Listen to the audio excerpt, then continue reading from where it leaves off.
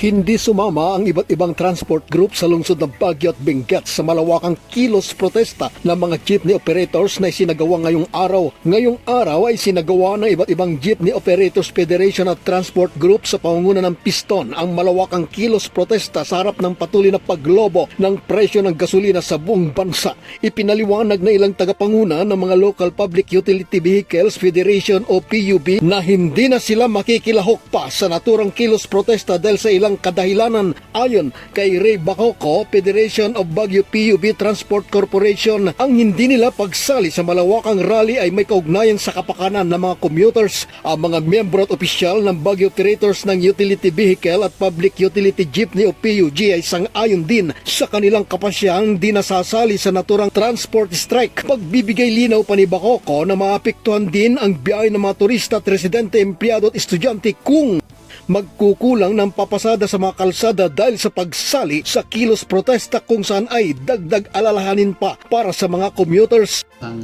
mga Baguio operators, alam namin dito sa Baguio na pag may mga strike, ang laging naapektuhan, malaking apekto yan sa ating mga commuters.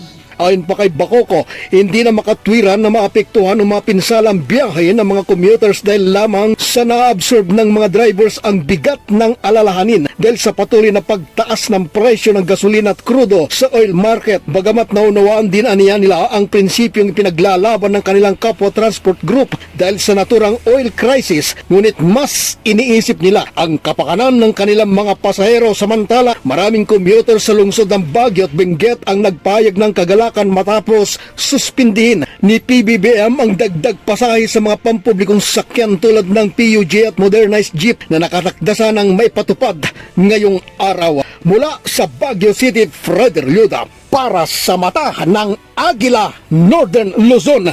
Matatag, matapang, matapat.